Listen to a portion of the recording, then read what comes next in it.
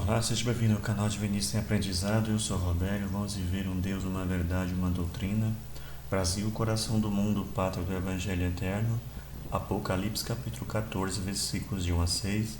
Inscreva-se neste canal, ative o sininho para receber notificações de novos vídeos, deixe seu comentário, deixe o seu like também. Ajude a divulgar a doutrina de Deus, compartilhando os vídeos em suas redes sociais, convidando seus amigos a se inscreverem no canal. Compreende-se da importância das orações em conjunto. Orar para os outros, no meio dos outros, faz merecer maravilhas. Vamos apresentar mais um condensado doutrinário que está sendo lido dos núcleos divinistas nesta semana nas orações em conjunto. Faremos alguns comentários sobre o título do boletim e a seguir faremos a leitura do mesmo. O boletim desta semana fala sobre a Bíblia judaico-cristã, a única dentre as 11 grandes Bíblias da humanidade que tem o seu sentido profético. Começou a ser escrita por Moisés no seu Pentateuco, ou Saberiste, que foi queimado por Saul quando perseguiu Davi e matou os profetas lá no cenáculo.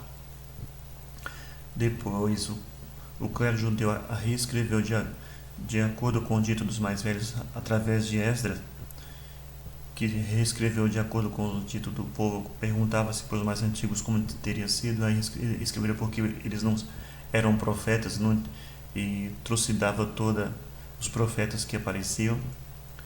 E mais tarde, o clero romano, o AB 666, entre 380 e 410, mandou Jerônimo traduzir os livros e montar o Novo Testamento, que é composto por 4 evangelhos, 19 cartas ou epístolas, mais um livro dos Atos dos Apóstolos e um Apocalipse. Raciocine bem, para fazer isso, um padre que só fazia isso o tempo todo, levaria 30 anos para fazer essa tradução? Claro que não, né? Mas foi tirado da Bíblia muita coisa que, com certeza, era contra o interesse de Roma, e colocado coisas que Roma queria para se impor a reis, povos e nações, porque mais de 250 pessoas escreveram sobre João Batista e Jesus, não apenas 4. Além de alterações e erros, inverteram a ordem dos capítulos do Apocalipse para dificultar o entendimento por parte dos estudiosos. Mas vamos à leitura do boletim, que ensina corretamente como Deus pede. Oração ao princípio sagrado. Sagrado princípio do universo, divina causa de todos os efeitos, infinitos são os vossos poderes, integral a vossa ciência.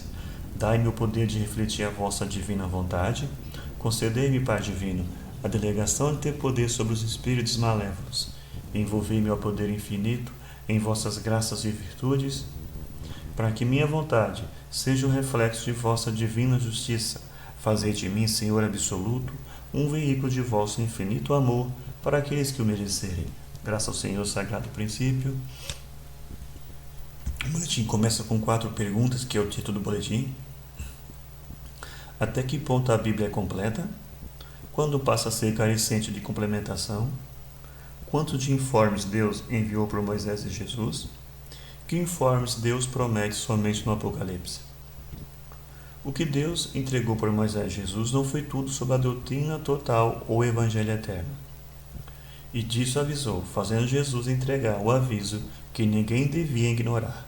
Tenho muito para vos dizer ainda, porém vós não podeis suportar agora. Fecha aspas. E para o tempo de entrega do Evangelho Eterno e outros informes a respeito de acontecimentos a terem cumprimento nos anos finais do segundo milênio, Deus fez as promessas do Apocalipse, capítulo 14, 19, 21 e 22 principalmente. Ninguém devia ignorar o que foi entregue por Moisés e Jesus e aquilo que Deus só promete no Apocalipse, mas com aquilo que Deus entregou por Moisés e Jesus, foi transformado em artigos de traficantes idólatras e outras muitas sandices por parte dos clericalismos, os mais cínicos ou desavergonhados. Eis que importa colocar ao alcance dos filhos de Deus as verdades doutrinárias que Deus entregou por Moisés e Jesus. Eis a parte da doutrinária que, se ninguém tivesse a corrompido, faria a humanidade regressar naquela divina civilização que Deus anunciou no livro de Isaías, capítulo 11. Estudem bem para vosso bem. Primeiro, Moisés entregou a lei de Deus, o primeiro Pentecostes, ou batismo de dons da história, como devem ler no livro de Números, capítulo 11. os filhos de Deus, deveria se guiar pela lei suprema e a consoladora revelação, para evitar desvios comprometedores, comércio de engodos ou simulações ou fingimentos, etc. Segundo, infelizmente para a humanidade, e como sempre aconteceu, depois dos ensinos das graças vindos de Deus, foram os rabinos ou padres ou religiosos profissionais adulterando tudo, impondo a aparência de culto verdadeiro, etc. Terceiro, e Deus, como todos devem ler no Velho Testamento, através de profetas ou médios e anjos ou espíritos mensageiros, prometeu a vinda do Verbo exemplar ou Messias e um novo Pentecostes, ou derrama de dons para toda a carne, aquilo que o livro dos Atos dos Apóstolos registra perfeitamente. Estudem bem os textos, porque antes de findar o segundo milênio, terríveis abalos farão lembrá-los e vivê-los. O supremo documento, o Código de Conduta Universal para mundos e humanidades. Primeiro, eu sou o Senhor teu Deus, não há outro Deus. Segundo, não farás imagens quaisquer para as adorar. Terceiro, não pronunciarás em vão o nome de Deus. Quarto, terás um dia na semana para descanso e recolhimento. Quinto, honrarás pai e mãe. Sexto, não matarás. Sétimo, não cometerás adultério. Oitavo, não furtarás. Nono, não darás falso testemunho. Décimo, não desejarás o que é do teu próximo. O Verbo afirma a soberania da lei. Vai e vive a lei. Da lei nada passará sem que tudo se cumpra. Pecar contra o mínimo mandamento é como pecar contra toda a lei. Meu pai, minha mãe e meus irmãos são os que ouvem a lei e a praticam. Como forem vossas obras, assim mesmo recebereis. Apartai-vos de mim, vós que obrais a iniquidade. Não sairás da lei até pagar o último cetil. Como Jesus tratou os padres, ai de vós, sacerdotes e fariseus hipócritas, que vos postais das portas do templo da verdade, não entrais e não permitis a entrada aos que poderiam fazê-lo. Ai de vós, sacerdotes e fariseus hipócritas, pois as mulheres de má vida e os afeminados estão na vossa frente a caminho do céu. Ai de vós que perseguistes e matastes os profetas, pois mais um matareis, e por todos esses crimes respondereis. Espírito Santo é graça mediúnica. Resumo dos dons do Espírito Santo, pois nunca foi terça parte de Deus, nem espírito comunicante, nem símbolo dos bons espíritos, mas sim carismas ou mediunidades, por onde anjos ou espíritos mensageiros produzem maravilhas. Cronograma de implantação da doutrina de Deus. Primeiro tempo, Moisés, o grande médico do revelacionismo, deseja que a revelação tenha caráter generalizado. E assim desejou, quem dera que o Senhor desse o seu Espírito Santo e que toda a carne profetizasse. Números capítulo 11, versículo 29. Segundo tempo, Deus promete a generalização da revelação para dias futuros. Derramarei o meu Espírito Santo sobre a tua semente e a minha bênção sobre a tua descendência. Isaías capítulo 44, versículo 3. Derramarei o meu Espírito Santo sobre toda a carne, e vossos filhos e filhas profetizarão, vossos velhos terão sonhos, e vossos jovens terão visões. Joel capítulo 2, versículo 28. Terceiro tempo, João Batista e Jesus, durante a encarnação, prepara um ambiente humano, para que possa haver o cumprimento da promessa do Pai. Observem bem que promessas fizeram, que fenômenos mediúnicos produziram, tudo conforme as promessas do Velho Testamento.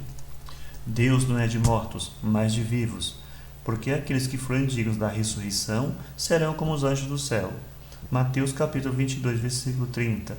E esses sinais seguirão os que crerem, expulsarão os demônios, falarão novas línguas, manusearão serpentes, bebendo potagem mortífera não lhes fará mal, porão a mão sobre os enfermos e os curarão. Marcos capítulo 16, versículo 17. Quarto tempo. Depois de tudo preparado durante a encarnação, Jesus é perseguido, insultado, preso, manietado, cuspido, esbofeteado, surrado com as arrogas de ponta de chumbo e crucificado. Foi o único dentre os grandes mestres e iniciadores que voltou como espírito para epilogar a tarefa messiânica. Observem bem o que aconteceu. Para a generalização do Consolador, a comunicabilidade dos anjos, espíritos ou almas, a realidade viva da doutrina no caminho ficar no mundo. Porque para vós é a promessa, e para o quantos estiverem longe, quantos o Senhor a si quiser chamar. Atos capítulo 2. Porque a um pelo Espírito Santo é dada a palavra de sabedoria, a outro de ciência, a outra a fé, a outro dom de curar, a outra a produção de maravilhas, a outra a profecia, há outro discernimento dos espíritos, há outras línguas diversas e há outras interpretações. Primeira Epístola de Paulo aos Coríntios, capítulo 12. Caríssimos, não creais a todo espírito, mas provai se os espíritos são de Deus, porque muitos já foram os falsos profetas que se levantaram no mundo. Primeira Epístola de João, capítulo 4. Testificando também Deus com eles por sinais, milagres, várias maravilhas e dons do Espírito Santo distribuído por sua vontade. Hebreus capítulo 2, versículo 4. Antigamente em Israel, indo alguém consultar Deus, dizia assim: vinde e vamos ao vidente, porque ao profeta de hoje se chamava então vidente. Primeiro livro de Samuel, capítulo 9, versículo 9. Aquele que pecar contra o Filho do Homem será perdoado, mas aquele que blasfemar contra o Espírito Santo será réu da justiça divina. Jesus em Lucas capítulo 12, versículo 10. Tudo fizeram Deus, Moisés e Jesus para a humanidade ter a doutrina da lei a ser vivida, das graças mediúnicas a serem nobremente cultivadas, e de um Cristo, testemunha da lei e das graças mediúnicas a serem nobremente cultivadas, para nunca faltar com a revelação contínua, a que é, por Deus, instrumento de ilustrações e consolações, sendo também prova de que leis existem acima das brutas leis físicas. Mas, para a desgraça da humanidade, surgiu o criminoso clero judeu, o perseguidor de profetas, videntes ou médios, os herdeiros das graças mediúnicas. Como truncar o mediunismo é bestializar os filhos de Deus, lembrem-se do que fizeram os padres judeus com Jesus e os seguidores. E também, para acumular mais desgraças para a humanidade, surgiu na Roma do ano 313 aquela besta corruptora que ficou prevista no capítulo 13 do Apocalipse e foi liquidando com as comunidades dos discípulos de Deus, pois Jesus afirmou a vida inteira que a doutrina que pregava era de Deus, não sua, porque ninguém fabrica verdades para Deus. O quanto a besta corruptora adulterou os textos bíblicos ao fazer a vulgata para se justificar perante os ignorantes, isso a justiça divina sabe, e todas as contas serão ajustadas com as medonhas tragédias previstas nesses textos bíblicos. De Jesus, capítulos 24 e 25 de Mateus, do Apocalipse, capítulo 17, 18 e 19. E tudo para antes do findar do segundo milênio, tais medonhos cataclismos da natureza alterada e dos instrumentos de guerra reduzirão os viventes a 1/3 ou 1/4, como Maria avisa na mensagem de Fátima, entregue pelas moças videntes. E como Jesus não veio para entregar o recado total, ou a síntese doutrinária absoluta, ou o divino humanismo, Deus só prometeu o Evangelho eterno em Apocalipse, capítulo 14, versículo 6. Vide Supremo Extrato. Princípio ou Deus, essência divina onipresente, onisciente, onipotente, que tudo origina, sustenta e destina, e cujo destino é a reintegração total. O espírito e a matéria, os mundos e as humanidades e as leis relativas retornarão à unidade essencial ou espírito e verdade. Se deixasse de emanar, manifestar ou criar, nada haveria sem ser nele, o princípio onipresente.